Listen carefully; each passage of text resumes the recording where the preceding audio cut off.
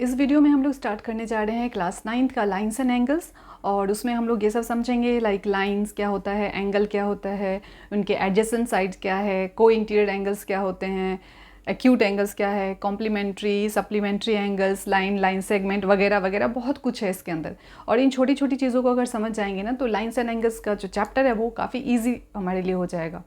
ठीक है, तो साथ में हम लोग ये इसमें पैरेलल लाइन के से रिलेटेड जितने भी एंगल्स होते हैं उनके बारे में समझेंगे, कुछ क्वेश्चंस भी करेंगे। तो स्टार्ट करते हैं, देखते हैं। तो सबसे पहले आओ देखते हैं लाइन किसे कहा गया है। लाइन मीन्स क्या कि a line contain infinitely many points and it can be extended to both the side. तो यहाँ पर मैंने एक लाइन ड्रॉ करा है एल और इसमें मैंने 2 पॉइंट शो किया है ए और बी। तो जब कभी भी लाइन को एक्सप्लेन किया जाता है ना तो उसका कभी भी एंड पॉइंट नहीं होता, यानी कि उसे आप दोनों साइड से एक्सटेंड कर सकते हो, बढ़ा सकते हो। जैसे यहाँ पे क्या है, ए के साइड में डॉटेड लाइन्स है, बी के साइड में भी डॉटेड लाइन्स है। इसका मतलब आप इस ए बी को दोनों साइड से एक्सटेंड कर सकते हो। इसकी कभी कोई फिक्स्ड लेंथ होती ही नहीं है, लाइन की कभी भी कोई फिक्स्ड लेंथ नहीं होती है। सो रिप्रेजेंट कैसे करते हैं, इसको डिनोट कैसे करते हैं, ए बी लिखा और इसके ऊपर देख रहे हो ये दोनों साइड से हमने एरो दिया है। मान लो पी क्यू भी होता तो कुछ ऐसे इसको डिनोट किया जाता। ठीक है, अब देखते हैं लाइन सेगमेंट क्या है। तो लाइन सेगमेंट क्या होता है, it is the part of the line, यानी कि जो भी लाइन के बारे में हमने बात की ना वो उसका ही एक पार्ट है। और पार्ट होने के साथ क्या है कि उसके 2 फिक्स्ड एंड पॉइंट्स होते हैं। लाइक यहाँ देखो मैंने एक पी और क्यू पॉइंट मार्क किया है और इसको एक्सटेंड करते हुए नहीं शो किया है क्योंकि ये इसकी फिक्स्ड लेंथ होती है और इसको हम दोनों साइड से बढ़ा नहीं सकते हैं, इसकी लेंथ फिक्स्ड है।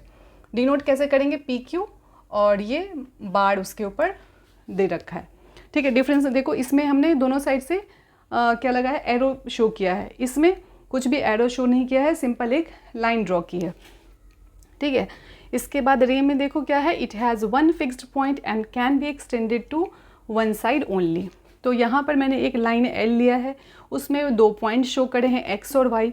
अब जब कभी भी रे की बात की जाएगी, आप साइंस वगैरह भी पढ़ते होगे तो कुछ उसमें रे ऐसे दिखाया जाता है, रे अगर है तो कुछ ऐसे दिखाया जाएगा। इट मीन्स क्या, उसके डायरेक्शन को भी दिखाया जा रहा है, उसके एक फिक्स्ड पॉइंट को भी दिखा रखा है। इसका मतलब एक ही उसका एंड पॉइंट होता है और दूसरे साइड से उसको एक्सटेंड कर सकते हैं। सो रे क्या हो गया, इट हैज़ 1 फिक्स्ड पॉइंट, यहाँ पे क्या है एक्स एक फिक्स्ड पॉइंट है, and can be extended to 1 side only. यहाँ पे 1 साइड ओनली मीन्स यहाँ पे मैंने वाई के साइड में दिखाया है कि भाई एक्स वाई जो है वो उधर की तरफ इसकी लेंथ को आप बढ़ा सकते हो। ठीक है, तो ये हो गई रे की बात। इसके बाद ये भी देखो, मिड पॉइंट से समझते हो क्या होता है।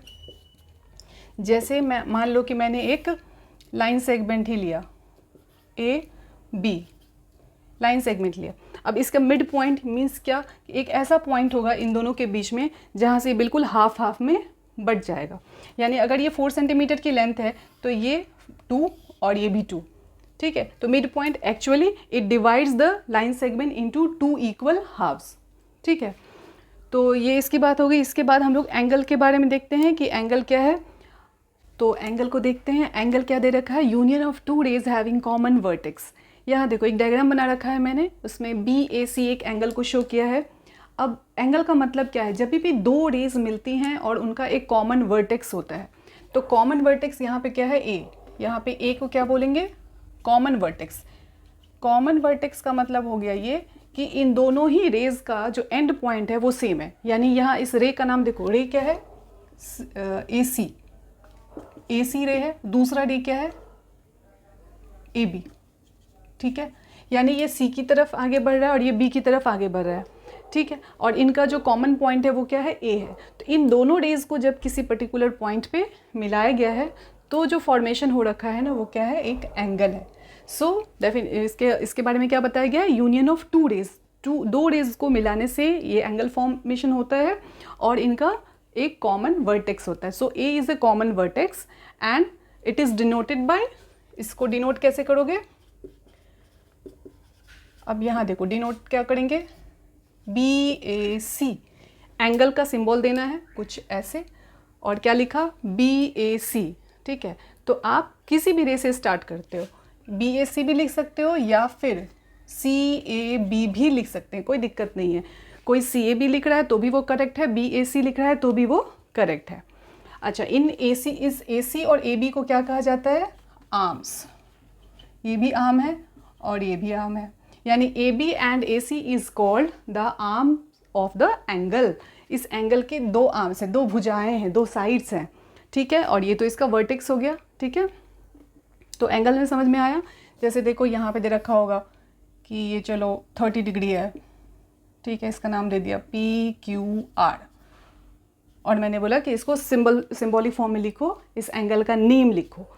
तो नेम क्या लिखेंगे, angle P Q R equal 30 degree, कुछ ऐसे, या आर क्यू पी भी क्या हो जाएगा 30 डिग्री, ठीक है।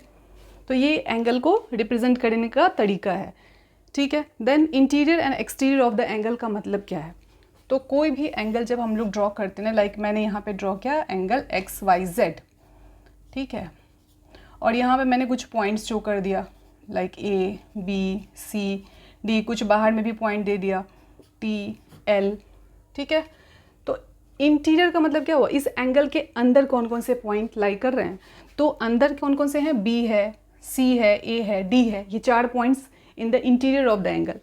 और एल और टी जो है वो एक्सटीरियर ऑफ द एंगल, यानी इस दो आर्म के बाहर लाई कर रहा है। अगर ऑन द एंगल होता तो फिर हम लिख सकते हैं वाई पॉइंट, है ना, अगर ये एक्स लिख सकते थे, अगर ये तुम जेड लिख सकते थे, ठीक है। तो इंटीरियर सिंपल है, इंटीरियर मतलब अंदर के एंगल, अंदर के जो पॉइंट्स हैं, and exterior of the angle, यहाँ पे इन पॉइंट्स की बात की गई। Interior and exterior of the angle किसी न किसी पॉइंट की बात की गई है, ठीक है। अच्छा, ये भी देख लो कोलिनियर पॉइंट्स का मतलब क्या होता है, क्योंकि जब एक्सरसाइज करेंगे ना तो इन सब टर्म्स की हमें ज़रूरत पड़ेगी। तो कोलिनियर पॉइंट्स का मतलब क्या होगा कि वैसे पॉइंट्स जो कि एक ही लाइन में लाई करते हैं।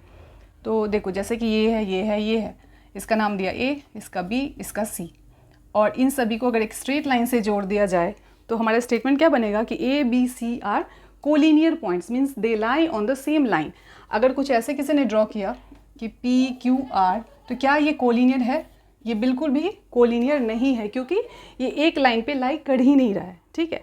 तो कोलिनियर वर्ड का मतलब क्या समझना है कि एक लाइन पे जब सारे के सारे पॉइंट्स लाई करते हैं, that is known as collinear points, ठीक है। अब हम लोग टाइप्स ऑफ एंगल्स के बारे में पढ़ते हैं।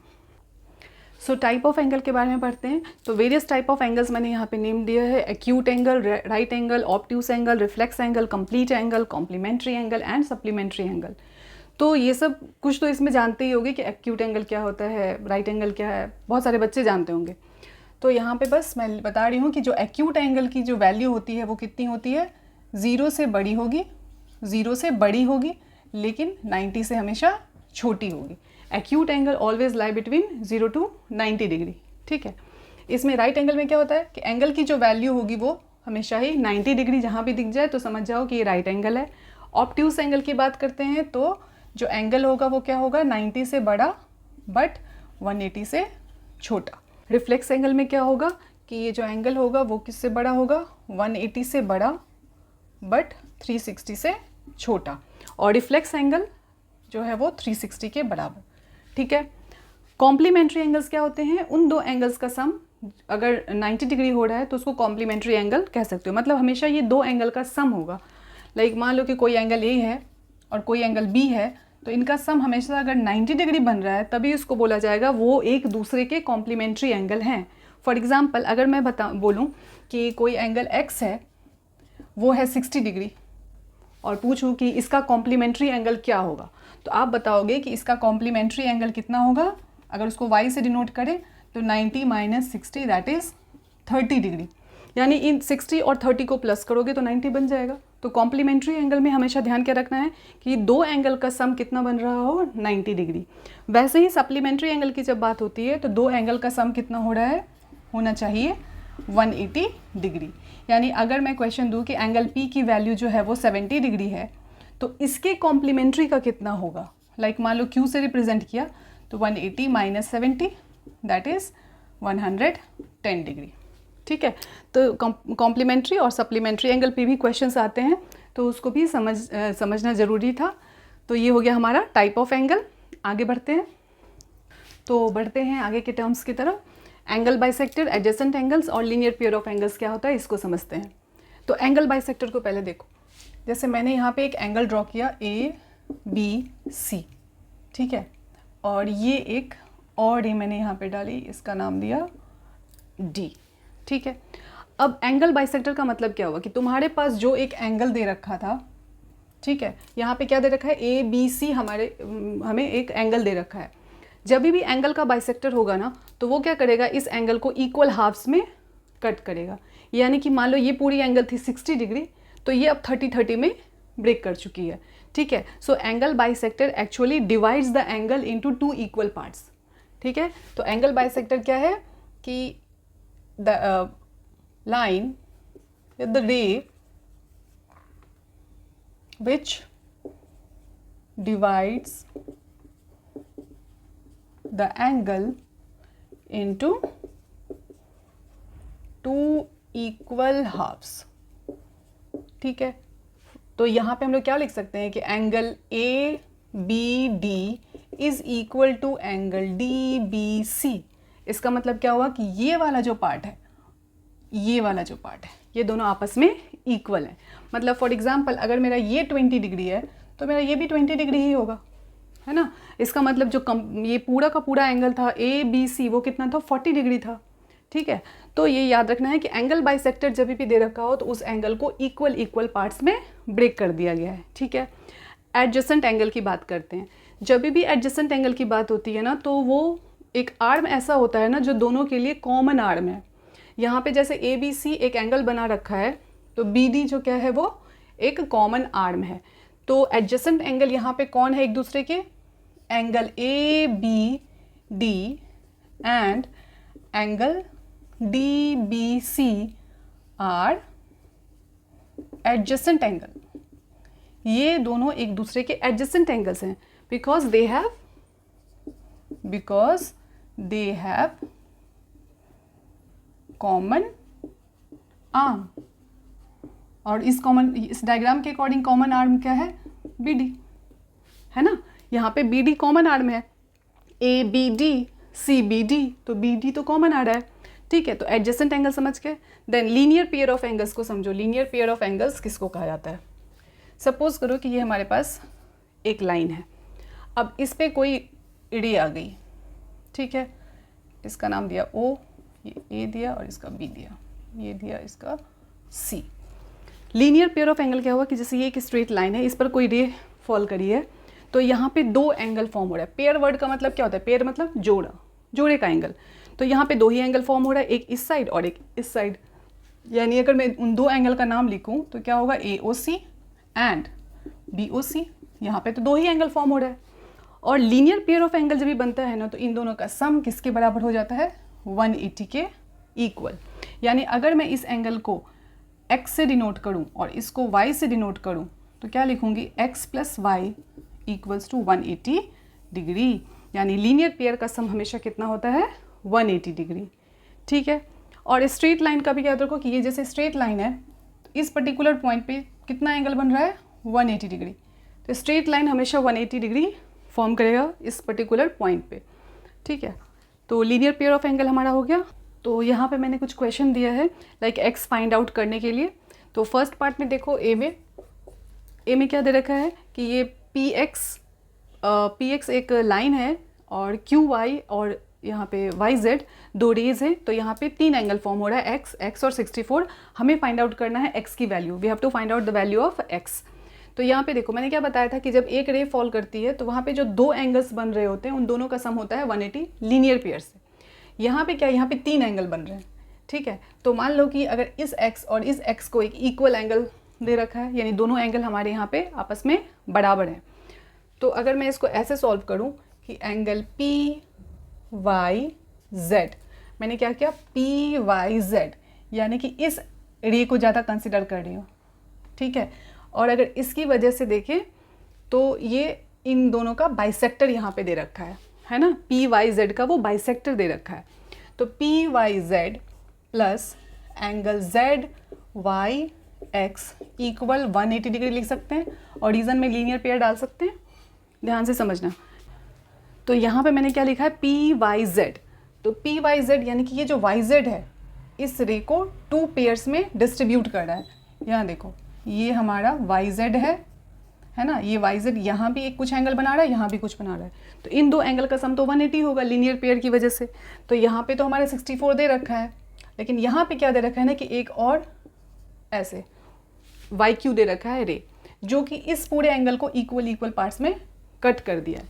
हमने लिखा पी वाई जेड, यानी ये पी वाई जेड और इधर में जेड वाई एक्स का sum 180 degree due to linear pair. अब इस पी वाई जेड की जगह पे क्या लिखेंगे, x और x दोनों मिलके बन रहे हैं यानी कि 2x, है ना, प्लस ये 64 equal 180 degree, 2x equal 180 minus 64 कितना होगा ये 116, x की वैल्यू कितनी आ गई 116 अपॉन में 2, ये आ गया हमारा 58 डिग्री। हमें x से निकालना था तो ये हमारा इक्वल इक्वल आ गया। अगर चेक करना है तो देख लो 58, 58 और 64 मिलके 180 दे रहा है या नहीं दे रहा है, अगर चेक करना चाहते हो तो। ठीक है, ये देखो कि दो 58 डिग्री है हमारे पास और एक 64, क्या ये मिलके हमें 180 दे रहा है? ठीक है, तो बिल्कुल दे रहा है ये 180, तो हमारा जो ये सॉल्यूशन है वो सही है। ठीक है, इसी तरीके से जो सेकेंड पार्ट करेंगे, जो बी पार्ट करेंगे, इसमें भी क्या दे रखा है, टोटल 3 एंगल यहाँ पे दे रखा है। ठीक है, तो इसको लीनियर पेयर से भी बना सकते हैं, स्ट्रेट एंगल से भी बना सकते हैं, क्योंकि स्ट्रेट एंगल पे भी बताया है कि उस खास पर्टिकुलर पॉइंट पी पे टोटल 180 डिग्री का एंगल, इस पूरे को अगर कंसिडर करोगे तो पूरे एंगल मिलाकर 180 ही फॉर्म कर रहा है। तो यहाँ क्या लिखेंगे, angle A O D plus angle D O C plus angle B O C equal में 180 डिग्री। यहाँ पे मैं अभी तीनों एंगल लिखी हूँ तो यहाँ मैं लीनियर पेयर नहीं लिख रही हूँ, यहाँ पे मैं क्या लिख रही हूँ, स्ट्रेट एंगल। ठीक है, तो यहाँ पे क्या हो गया, x plus 10 plus x plus 20 equal 180 degree. तो ये सम करो तो 3x plus 30 equal 180 degree, 3x equal 150 degree, x equal 150 divided by 3, ये हो गया 50 डिग्री। हमारा x फाइंड आउट हो गया, तो x आ गया 50 डिग्री, इसके साथ x प्लस 10 निकालना है तो 50 प्लस 10, तो ये हो गया हमारा 60 डिग्री, x प्लस 20 निकालना है तो 50 प्लस 20 दैट इज़ 70 डिग्री। ठीक है, तो ये तीनों ही एंगल्स हमने फाइंड आउट कर लिया। तो पैरेलल लाइन टॉपिक पे आते हैं। पैरेलल लाइंस मीन्स क्या, कि दो लाइंस को पैरेलल तब कहा जाएगा जब वो आपस में कभी नहीं मिलेंगे और इन दोनों के बीच की जो डिस्टेंस होगी, परपेंडिकुलर डिस्टेंस, वो हर वक्त सेम ही होगी। ठीक है, यानी पी क्यू और आर एस जो है वो एक दूसरे के parallel, they are parallel to each other and distance between them is actually equal, है ना। और वो भी कैसा, परपेंडिकुलर डिस्टेंस। हमेशा कहीं भी परपेंडिकुलर डिस्टेंस लोगे तो वो इन दोनों के बीच की दूरी हमेशा बराबर होगी और ये दोनों लाइंस आपस में कभी भी मीट नहीं करते हैं। ठीक है, इनको अगर इधर की तरफ एक्सटेंड किया जाए, इसको भी एक्सटेंड किया जाएगा तो ये कभी मिलेंगे नहीं। ठीक है, हमेशा इन दोनों के बीच की दूरी क्या होती है, बराबर ही होती है। लाइक इस बोर्ड का ही देखो, ये वाली लाइन और जो ये वाली लाइन एक दूसरे के पैरेलल है। ठीक है, ये जो लेफ़्ट साइड की जो ये लाइन बाउंड्री है और इधर की, ये दोनों आपस में पैरेलल हैं। ठीक है, इन दोनों के बीच की जितनी भी परपेंडिकुलर डिस्टेंस है वो सब आपस में इक्वल है। ठीक है, so P Q is parallel to R S. Symbolic form में आप ऐसे लिखते हो। अच्छा, ट्रांसवर्सल भी देखो क्या होता है, क्योंकि ये टॉपिक इस चैप्टर के अंदर है। ट्रांसवर्सल, अब देखो जैसे मैंने यही दो लिया, ए बी और सी डी, ये दो हमारे पैरेलल लाइन्स है, और ये L is said to be transversal line, और वो इन दो पैरेलल लाइन को कहीं ना कहीं कट कर रहा होगा। ठीक है, तो यहाँ इस पर्टिकुलर पॉइंट x पर ये इसको कट कर रहा है और सी डी को y पे कट कर रहा है। So L is called the transversal. ठीक है, अब यहाँ x पे देखो 1 2 3 4 टोटल 4 एंगल बन रहे हैं, y पे देखो यहाँ भी टोटल 4 एंगल बन रहे हैं। ठीक है, अब पैरेलल लाइन जब हमने लिया तो ट्रांसवर्सल के साथ जितने भी एंगल्स बन रहे हैं उसके रूल्स को भी समझते हैं। तो यहीं पे मैं लिख रही हूँ इन एंगल्स का नाम, लाइक 1 2 3 4 5 6, ये 7 लिया और ये 8। तो इसमें हमें पैरेलल लाइन में पढ़ना है अल्टरनेट एंगल, किसको कहा जाता है, अल्टरनेट एंगल्स। तो जब भी तुम्हें पैरेलल लाइन दे रखा हो और अल्टरनेट एंगल्स के बारे में पूछा जाए तो अल्टरनेट एंगल्स की वैल्यू हमेशा ही बराबर होती है। अब इसमें होंगे कौन कौन अल्टरनेट एंगल्स, तो 4 6 3 एंड 5। अब इसमें भी देखो अल्टरनेट इंटीरियर एंगल भी होता है, अल्टरनेट एक्सटीरियर एंगल भी होता है। तो मैं यहाँ पे पहले अल्टरनेट इंटीरियर एंगल लिखती हूँ, अल्टरनेट इंटीरियर एंगल्स। अब इसमें देखते हैं कौन कौन है। 4 = 6, ध्यान से देखो पैरेलल लाइन देखना है और इसके अंदर ही झांकना है, 3 4 5 6 को ही देखना है। और ये देखा 4 6 को और ऐसे 3 5 को, ठीक है। तो एक तो ये हो गया और दूसरा 3 = 5, तो ये कहलाता है अल्टरनेट इंटीरियर, ठीक है। इसी तरीके से अल्टरनेट एक्सटीरियर भी होगा, अल्टरनेट एक्सटीरियर एंगल, ठीक है। तो ये कौन से होंगे, तो यहाँ भी एक इस साइड का लिया तो एक इधर का लिया, ठीक है। यानी क्रॉस ही करना है, बट एक लेफ्ट साइड से तो एक राइट साइड से, यानी एंगल 2 के साथ एंगल 7, और उधर अगर एंगल 1 ले रहे हो तो इधर में एंगल 8। तो ये तो था हमारा alternate interior and alternate exterior angle. Then corresponding angle, corresponding angle. तो करस्पॉन्डिंग एंगल में क्या देखना है, जो हमें ट्रांसवर्सल दे रखा है उसके या तो राइट में देखो या तो उसके लेफ्ट में देखो। तो अगर मैं राइट में देख रही हूँ तो 1 3 6 7 ये 4 एंगल है। अगर मैं लेफ्ट में देख रही हूँ तो 2 4 5 8 है। तो आपको जब करस्पॉन्डिंग एंगल बताना है तो आपको कंप्लीट एक बाहर का लेना है, तो दूसरा इंटीरियर में लेना है बट अपोजिट वाली, ठीक है। यानी 1 के साथ 3 का कनेक्शन ना लेके 6 का कनेक्शन लेंगे, यानी एंगल 1 = एंगल 6। अगर किसी ने 7 लिया तो 7 के साथ कनेक्शन 3 का होगा, लाइक एंगल 7 = एंगल 3। इसी तरीके से एंगल 4 का कनेक्शन लेंगे तो एंगल 8 के साथ लेंगे। So angle 4 = angle 8 and angle 2 = angle 5, ठीक है। तो ये था हमारा corresponding angle. So vertically opposite angle, vertically opposite angle. अब यहाँ देखो वर्टिकल अपोजिट एंगल कहाँ कैसे देखेंगे, तो जब भी 2 लाइंस आपस में इंटरसेक्ट कर रही हैं तो यहाँ पे एक लाइन L को देखो और एक CD को देखो। जब L और CD आपस में इंटरसेक्ट कर रहे हैं तो यहाँ पे 4 एंगल्स टोटल बन रहे हैं, 5 6 7 8। और जब ये L AB के साथ इंटरसेक्ट कर रहा है तो यहाँ पर भी 4 एंगल बन रहे हैं, 1 2 3 4। तो जब भी वर्टिकल अपोजिट एंगल्स को देखना हो तो कुछ ऐसे देखो, जैसे मैंने एक लाइन L लिया और एक लाइन T लिया, तो ये लाइन L और T एक दूसरे को पॉइंट O पर इंटरसेक्ट कर रहे हैं, ठीक है। तो ये 2 लाइन है और ये दोनों आपस में एक दूसरे को O पॉइंट पे इंटरसेक्ट कर रहे हैं। तो यहाँ पे 1 2 3 4 टोटल 4 एंगल्स बन रहा है।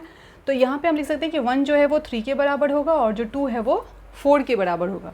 तो अकॉर्डिंग टू दिस फिगर क्या होगा, 2 3 के साथ इक्वल होगा। तो यहाँ लिखते हैं एंगल 2 = एंगल 3, एंगल 1 = एंगल 4। ये यहाँ की बात होगी। अब यहाँ चलते हैं, 5 किसके इक्वल होगा, 7 के। तो 5 = angle 7 and 6 = angle 8, angle 6 = angle 8। तो ये तो थी कुछ एंगल्स की बातें, alternate, corresponding angle, vertical opposite angle. और साथ साथ में हम लोग यहाँ पे को इंटीरियर एंगल्स के बारे में भी पढ़ेंगे, को इंटीरियर एंगल्स। तो इसमें क्या होता है कि जब भी 2 लाइंस आपस में ना, 2 पैरेलल लाइंस को एक ट्रांसवर्सल कट करती है, तो यहाँ पे क्या होता है कि को इंटीरियर एंगल का सम हमेशा ही क्या होता है, 180 डिग्री। तो यहाँ पे 3 और 6, तो जब भी को इंटीरियर एंगल को तुम्हें देखना हो कहाँ पे है, तो या तो लाइन के इस साइड देखो या लाइन के इस साइड देखो, आइदर लेफ्ट साइड और राइट साइड। और उसमें भी आपको इंटीरियर देखना है, मतलब लाइन के बीच में जो एंगल्स बन रखा है। तो यहाँ पे इन लाइंस के बीच में कौन कौन बना है, 3 4 5 6, ठीक है। तो अब या तो 3 और 6 को देखोगे या तो फिर 4 और 5 को देखेंगे। तो 3 और 6 सेम साइड में लेना है, तो इनका सम 180 और साथ साथ में 4 और 5 भी 180 बनेंगे, ठीक है। तो ये था हमारा पैरेलल लाइन का कंसेप्ट। तो कुछ क्वेश्चन भी इसके अकॉर्डिंगली बनाते हैं।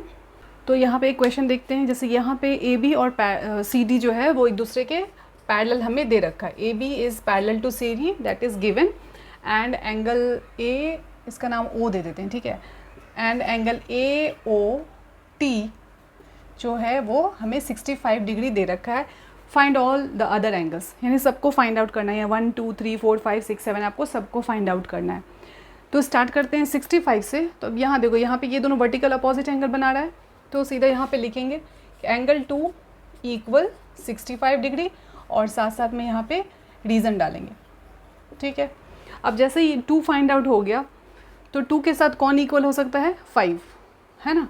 2 और 5 आपस में इक्वल होंगे।